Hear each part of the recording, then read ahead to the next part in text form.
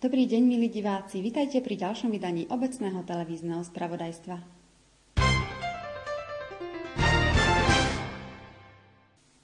Prvé minúty obecného spravodajstva obvykle patria prehľadu udalostí z obecných zastupiteľstiev. V dnešnom vydaní vám okrem toho tradičného prinášame aj záznam z mimoriadneho rokovania, ktorého témou bol plánovaný vstup zahraničného investora do poľnohospodárskeho družstva. Zostaňte s nami a dozviete sa viac. Poslanci sa na stretnutí zaoberali témou poukázania mimoriadneho členského príspevku pre Združenie miest a obcí Liptova. Príspevok má byť určený na finančnú výpomoc pre nemocnicu v Liptovskom Mikuláši, ktorá zápasí s nedostatkom financií. Balík peňazí od liptovských obcí by mal pomôcť znížiť dlh nemocnice a má sa použiť na pokrytie nákladov na plyn, teplo a vodu. Poslanci žiadosti o mimoriadny členský príspevok vyhoveli. Prijali sme uznesením, že podporíme nemocnicu v Liptovskom Mikuláši príspevkom 10 korún na jedného obyvateľa.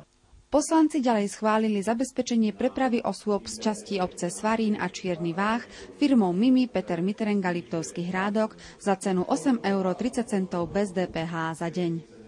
Zastupiteľstvo sa zaoberalo aj prípravou na výstavbu 16-bytového domu, ktorý by mal stáť pri bytovke základnej školy. Podľa slov starostu obce existuje už platné stavebné povolenie a začiatok výstavby závisí od schválenia žiadosti na finančnú podporu Štátnym fondom rozvoja bývania a Ministerstvom výstavby.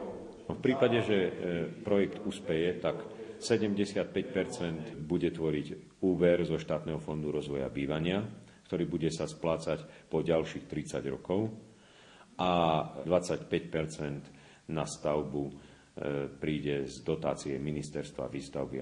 Projektovú dokumentáciu k bytovke vyhotoví firma Lignoprojekt Liptovský Mikuláš za cenu 3286 €. Náklady na výstavbu bytovky sú plánované vo výške viac ako 637 000 €. Zastupiteľstvo v budúcnosti čaká i opätovné riešenie obsadenia funkcie vedúcej kultúrneho strediska. Doterajšia riaditeľka Jana Šipeková totiž k 31. decembru 2008 ukončila pracovný pomer a vedením miestneho kultúrneho strediska je dočasne poverená Anna Breziňová. Na vedúcu pozíciu bude vyhlásené výberové konanie. V súčasnosti plánujeme na marec mesiac knihy besiedku s deťmi materskej školy, základnej školy, o spisovateľoch, básnikoch, knihách, najmä o našich velikánoch, Pavlovi Orsákovi Hviezdoslavovi a o pánovi Milanovi Rúfusovi. Aj keď sviatok Medzinárodný deň žien už nie je sviatok oficiálne uznávaný, chceme aj my krátkym programom v spolupráci so základnou školou, s materskou školou pozdraviť naše mamičky aj naše staré mamy. Väčšie akcie miestne kultúrne stredisko v spolupráci s obecným úradom vo Východnej plánuje až na letné mesiace, ktoré sa uskutočnia na amfiteátri. Chcela by som touto cestou poprosiť všetkých spoluobčanov Východnej, aby sa nebáli prísť s akýmkoľvek nápadom do miestneho kultúrneho strediska, s nápadom, ktorý prispeje k obohateniu kultúrneho života v našej obci.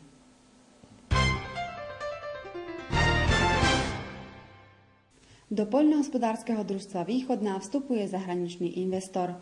Keďže ide o naozaj dôležitú tému pre mnohých z vás, pre lepšiu informovanosť vám ponúkame záznam z rokovania zástupcov družstva, investora a predstaviteľov obce. V úvode starosta obce informoval prítomných poslancov a hostí o navrhovanom vstupe zahraničného investora do poľnohospodárskeho družstva Východná prostredníctvom spoločnosti Tatra Forest Slovakia. Následne predseda družstva Jaroslav Gajdoš podal bližšie informácie o nepriaznivých hospodárskych výsledkoch družstva a jeho možnej záchrane prostredníctvom vstupu zahraničného investora. O zámeroch investora informoval prítomných konateľ spoločnosti Tatra Forest Slovakia Ľubomír Kružliak. Podľa jeho slov investorom má byť významná anglická rodinná firma so 130-ročnou históriou, ktorej podnikateľské aktivity zahŕňajú najmä výrobu elektrickej energie v Hongkongu. Na vyváženie nepriaznivých vplyvov na životné prostredie firma realizuje aj ekologické projekty. Jedným z nich by malo byť vytvorenie biofarmy na výrobu a distribúciu ekologického mlieka v strednej Európe. Po prieskumoch trhu vo viacerých krajinách si investor vybral Slovensko a následne lokalitu vo Východnej. Plánom investora je vytvorenie biofarmy na výrobu mlieka s vyšším finančným zhodnotením pri obídení obchodného reťazca, teda spracovateľov a distributérov, kde podľa zástupcu investora dochádza k zbytočnému predražovaniu mlieka. Toto práve, tento investor by chcel, aby toto sa udialo. To znamená, aby sme na družstve tieto dva články vynechali, aby sme tu vybudovali mlekáreň, ktorá bude spracovať tú produkciu 2,3 milióna litrov mlieka, aká je dneska, aby sme vlastne vytvorili sú tu na baliare, kde si to mlieko zabalíme, aby sme vytvorili logistiku, ktorá to mlieko dopraví priamo do predajní, priamo vlastne k tým konečným spotrebiteľom, tým konečným zákazníkom. To znamená, tie peniaze, čo zostávali distribútorovi, čo zostávali výrobcovi, zostanú v tom družstve. Takže tým pádom z tohto sa dá lepšie žiť. Výrobný program družstva je na 85-90% výroba mlieka. Hej. Ten ostane s tým, že fakticky tá pridaná hodnota sa u nás urobí, hej, a nebudeme v tom mlieku predávať za smiešných 7 korún, ale za inú hodnotu. Hej, a z toho titulu bude tých peňazí viac. Predstava je taká, že toto by sa malo udiať do 3 rokov. Na to, aby sa to mohlo udiať, tak je jednoducho potrebné investovať. Vlastne radi by sme boli, keby sme to spoločne vlastne prebudovali na jednu peknú firmu, takú, že keď pôjdete po diaľnici, tak poviete, a to je to pekné družstvo Východná. A to musí byť úplne iná pravda, ako dneska vypadá. A práve medzi tým, čo chceme, aby to vypadalo, a tým, čo dneska je, musíme robiť proste nejakú cestu, musíme robiť projekty, to znamená, musíme vlastne urobiť zmenu. A zmenu nielen vlastne tým, že postavíme niečo, zmenu aj myslení ľudí, musíme možno aj reštrukturalizovať trošku tých ľudí, trošku ich preorientovať z jedného na druhý, prijať ďalších a tak ďalej, a tak ďalej. On, tento investor, v podstate má ten potenciál, má tú vlastne tú silu, aby vlastne takýmto spôsobom zainvestoval. Samozrejme, žiadny investor nechce investovať do niečoho, kde nemá kontrolu. To znamená, podmienkou takejto investície je v podstate kontrola nad družstvom. To znamená, je tam vlastne jasný ide o majoritu v rozhodovaní. Následne starosta obce oboznámil prítomných s výpisom z obchodného registra spoločnosti Tatra Forest Slovakia. Je tu jasne napísané, kedy firma vznikla. Firma vznikla 4. decembra 2008. Ja verím, že je to istotné, je to účelovo už vznikala z toho dôvodu, že boli pripravované veci. Ja to beriem.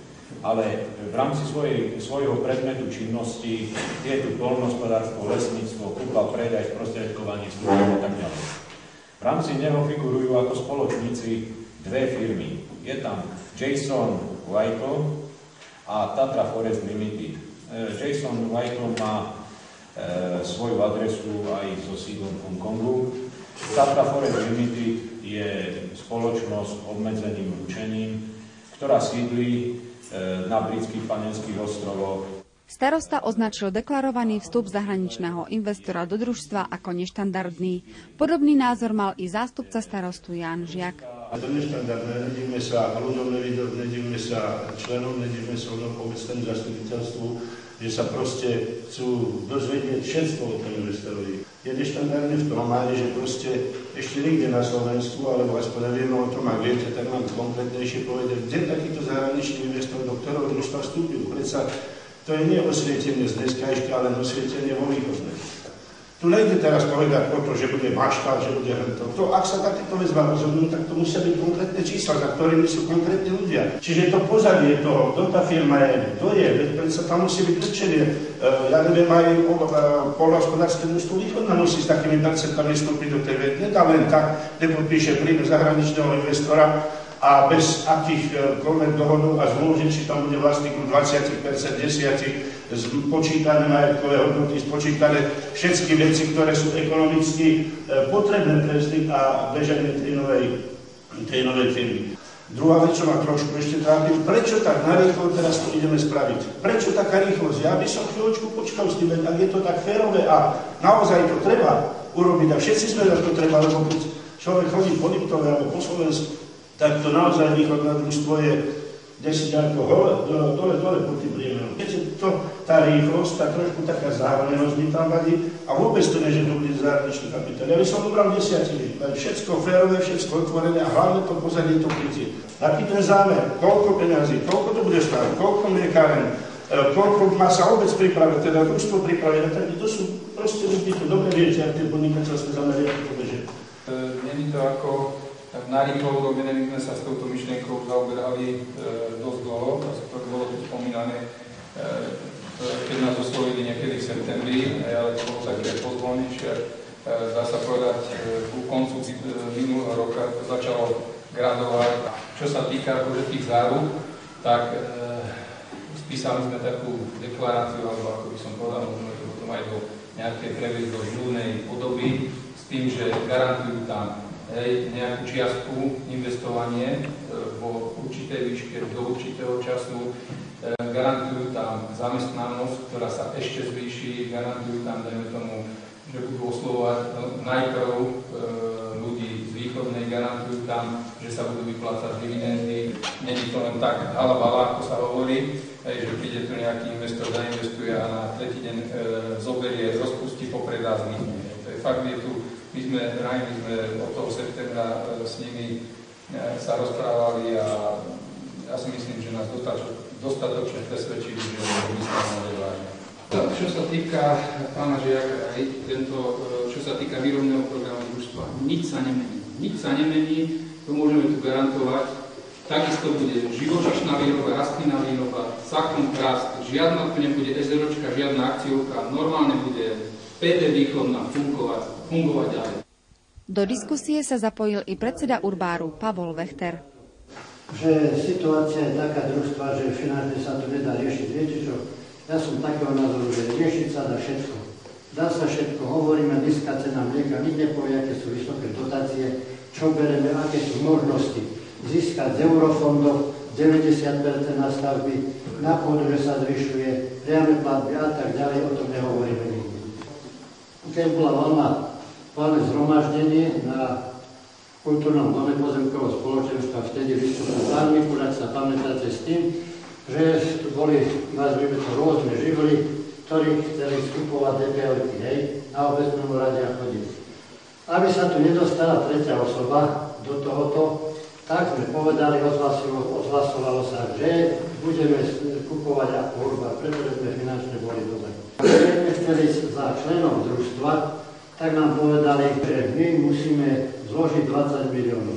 Prišiel tuto investor, sa upravili stanovy, stačí zložiť 2 milióny, nech bude aj členom. Teraz to, ako nám bude s týmito našimi DPL-kami, my prídeme, pretože sme chceli zachrániť družstvo, aby tu neprišiel, my prídeme, ako to bude.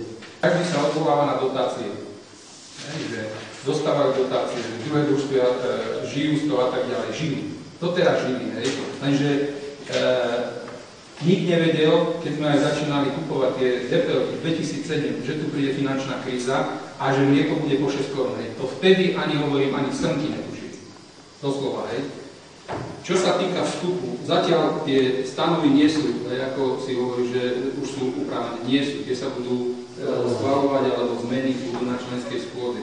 Ďalšia vec, není pravda, že sa upravia pre nich 2 milióny korún. Štruktúra sa naruší, bude 2 plus 18 miliónov, hej. To bude na investíciu, čiže musia dať takisto 20 miliónov, ako bolo v stanovách, hej. Len tá štruktúra sa, a to nie len tých 20 miliónov alebo 2 plus 18, ale násobne viac, lebo to pôjde do 10 miliónov, akože čo sa týka investícií. A čo sa týka DPL je urbársky, to môžu sa potom oni vyjadriť, že majú záujem o spätné odkúpenie. Není to možné.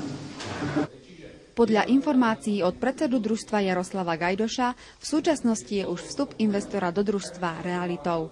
Na členskej schôdzi bola totiž za člena družstva prijatá spoločnosť Tatra Forest Slovakia, ktorá zároveň navýšila základné imanie družstva o 4,4 milióna korún, aby si zabezpečila majoritu v rozhodovaní. Zmenili sa i stanovy, ktoré upravovali vstup tretej osoby do družstva. Pôvodne musela právnická osoba pri vstupe vložiť 20 miliónov korún. Ponovom sa zmenila štruktúra tohto vkladu na 2 milióny v peniazoch a 18 miliónov v investíciách, ktoré sa musia uskutočniť do 2 rokov od vstupu do družstva. Spomínané hodnoty sú ešte v slovenských korunách, v reáli budú hodnoty rovnaké, ale v prepočte na euro. Ako ďalej dodal predseda družstva, spoločnosť Tatra Forest Slovakia v dohľadnej dobe získa i kontrolný balík akcií v podobe družstevných podielových listov, ktoré bude aj naďalej odkupovať od prípadných záujemcov. Podľa našich informácií investor deklaruje v prvej fáze budovania biofarmy, teda do 3 rokov, preinvestovať zhruba 3 milióny eur. Vo verejnej deklarácii, ktorá je k dispozícii na družstve, ďalej garantuje udržanie súčasnej zamestnanosti, právnej formy družstva či vyplácanie dividend. Situáciu na družstve budeme aj naďalej sledovať a v budúcom vydaní spravodajstva vám prinesieme ďalšie informácie.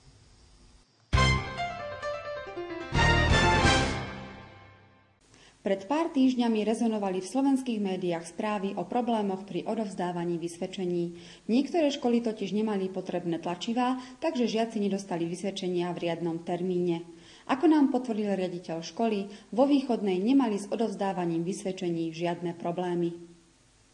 Objednali sme tlačivá už na začiatku školského roka, prišli nám v predstihu, takže o týchto problémoch my sme sa dozvedeli len z médií.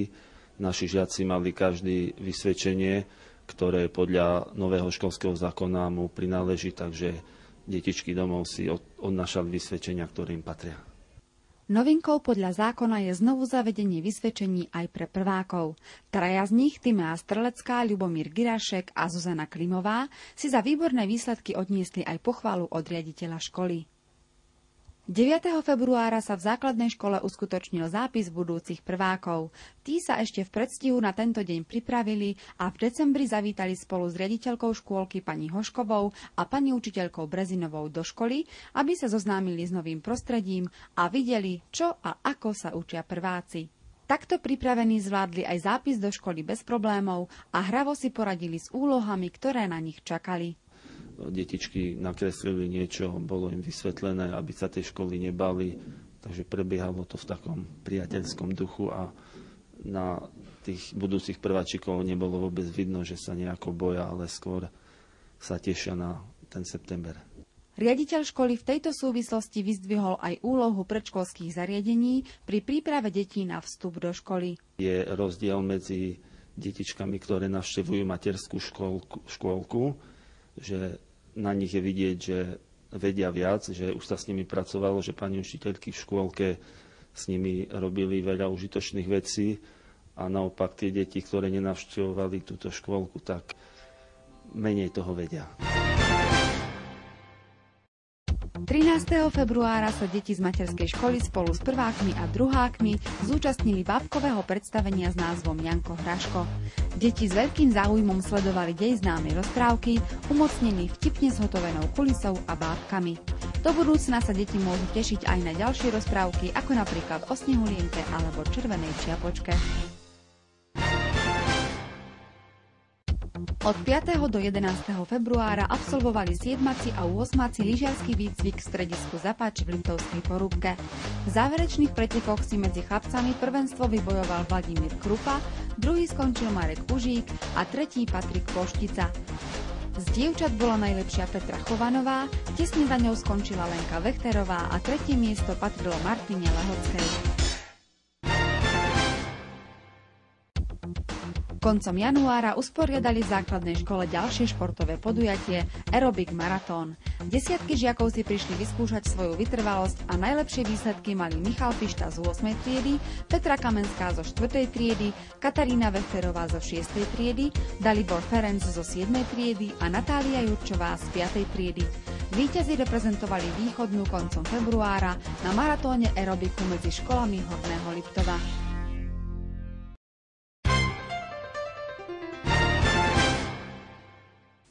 Ako už odznelo v predchádzajúcom príspevku, materské školy majú v našej spoločnosti dôležitú úlohu. Svoje poslanie si už dlhé roky plní aj škôlka vo Východnej, ktorá si na sklonku minulého roka pripomenula dve významné udalosti. Uplynulo totiž už 30 rokov od otvorenia novej budovy materskej školy a 60 rokov od začiatku prevádzky predškolského zariadenia v tejto obci. Podľa kroniky materskej školy bola vo Východnej už v roku 1947 založená jednotriedka štátna detská opatrovňa v Starej Hájovni s prevádzkou od 8. do 11. a od 14. do 16. hodiny. O 3 roky neskôr pribudla aj druhá trieda v budove potravinového družstva. Predškolské zariadenie prešlo od toho času mnohými zmenami. Sťahovalo sa z miesta na miesto a v roku 1953 sa založila i kuchyňa, čo umožnilo celodenný pobyt detí v materskej škole.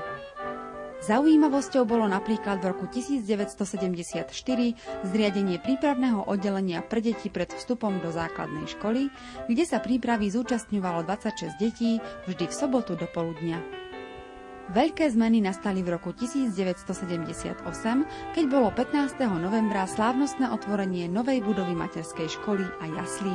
V tom čase boli v prevádzke 4 triedy a v nich 120 detí. Za dlhé obdobie fungovania sa v materskej škôlke vystriedalo veľmi veľa zamestnancov. Tí starší si už užívajú zaslúžené roky dôchodku, ale mnohí sa tu radi vracajú ako starí rodičia so svojimi vnúčencami. Aj keď v súčasnosti je rok čo rok v škôlke menej detí, cieľom pedagógov je stále poskytnúť im kvalitnú výchovu a vzdelávanie, pomáhať zvládnuť obdobie, keď sú na dlhší čas odlúčení od svojich blízkych a spraviť ten správny krok pri vstupe do školy. Toto všetko robia zamestnanci škôlky s láskou a všetkým, ktorí sa podieľali a podieľajú na predškolskej výchove vo Východnej, patrí veľká vďaka.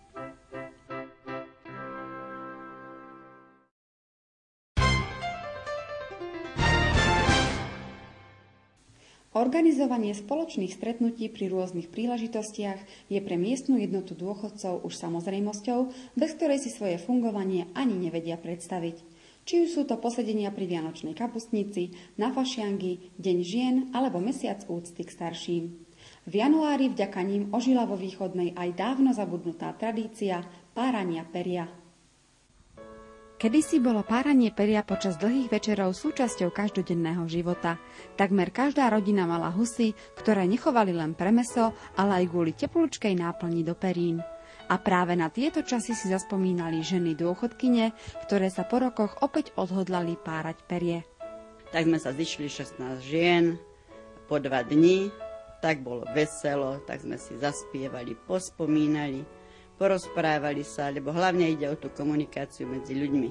Lebo je hodne, máme vdov, ktoré sú vlastne sami doma a viete, ako navarí sa obed a už nie je to celé popoludne, čo robiť. Tak veľmi ochotne a radi prišli po 2 dni, aby sme sa porozprávali, pospomínali. No ale pritom aj sme robili užitočnú robotu. Celí sme boli od peria však, takže musím im poďakovať veľmi srdečne za to, že boli ochotní toto všetko znášať. A veru, niektoré ženy sa aj trochu potrápili, kým po rokoch opäť nabrali zručnosť a tú správnu techniku. Niektoré tie mladšie museli ísť pozrieť, ako to tie staršie robia. Takže potom ich tie staršie ženy poopravovali, to si takto, to si takto. No a naučili sa to a povedali, no keby sme mali takú príležitosť aj inokedy, veľmi radi by sme to robili, pretože naozaj i minie sa, aj sa porozpráva, aj je veselo. Veselo naozaj bolo, napríklad aj vďaka rozprávaniu Zuzany Gajdošovej, ktorá má spomienky na staré dobré časy stále v živej pamäti. No ešte ako mladá, keď sme bývali u nás v rodičovskom dome, tak sme bývali tam 4 dievčatá. Tak 4 dievčatom bolo treba moc piera. Tak sa myslovo parať piera každý večer už v zime. No tak keď sa už večer išlo parať, tak už ma pekli kapusník, alebo také buchty, alebo čo, no to už rozvoniavalo. My sme už všetci sa radovali, už keď sme boli také dievčata, tak sme sa už radovali, že budú paračky. Večer sa už paralo, dievčata, bola nás plná kuchyna, nemali sme tam iba izbu a kuchynu, no ale do tej kuchyne sa nás aj 12, aj 13 zmestilo. Dievčatá sme dostali také misočky na kolena, tak sme už parali piera, do takých hrncov nakladli piera, a dokým sa to nepoparalo, keď bolo aj 1 hodina, aj pol druhej, v noci, tak sme to parali. To, čo nakladli večer do tých chrcov, tak to sme museli poparať. No a my už také dievčatá, no nebolo ani radio, ani televízor, ani nič, tak sme už počúvali, čo starie ženy vraveli. Boli sme ticho a jedna taká becárka tam, čo pri nás už boli, tá vykrikli: hej, pod Krivanom, tam je krásny svet. Tam rastnú chlapci, bystri ako kvet. A ploštice 1,30 m, keď to začne všetko štípať pod Krivanom. Potom už, keď bolo okolo polnoci, o 11:00, tak nám už dali toho kapusníka, čaju. Palenky nebolo, už kedy do čaju rumu kušček, že vliali, no tak to bolo moc. No a vravím to, keď sme chodili na priatky, to bolo veselšie, lebo tam aj chlapci prišli, pospievali, takže to bolo tako príjemno. No ale to už tak len je ako v spomienke, ale vtedy to tak bolo naživo zažiť také deti, že to bolo tako príjemno. Ako deti my sme mali dobré zažitky, také milé spomienky. Naše deti to nezažijú už teraz tú radosť, čo sme my zažívali.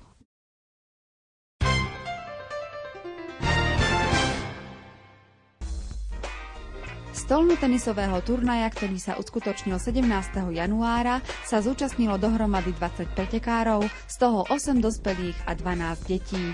Medzi dospelými bola jedinou ženskou pretekárkou Zuzana Gajdošová, v kategórii detí zase súperila s 11 chlapcami Barbora Vizváriová. Dospelí súťažiaci boli rozdelení do 2 skupín, detí do 3. Konečné poradie bolo nasledovné. Medzi dospelými zvíťazil Peter Stano, za ním skončil Miro Stano a prvú trojku uzavrel Martin Gajdoš. Z detí sa najlepšie darilo Rastislavovi Žižkovi, Samuelovi Bartkovi a Jurajovi Stanovi.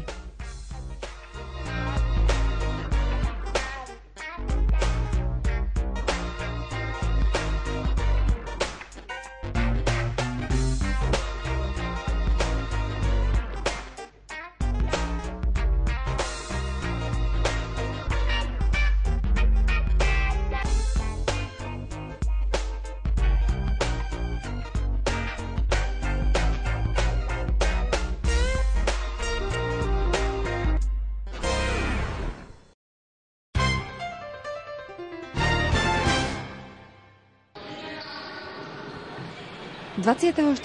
januára sa v telocvični základnej školy uskutočnil druhý ročník halového futbalového turnaja veteránov.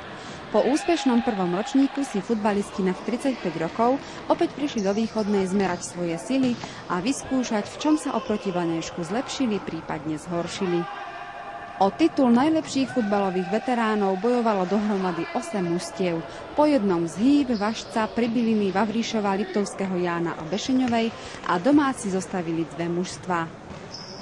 Konečné poradie vyzeralo takto.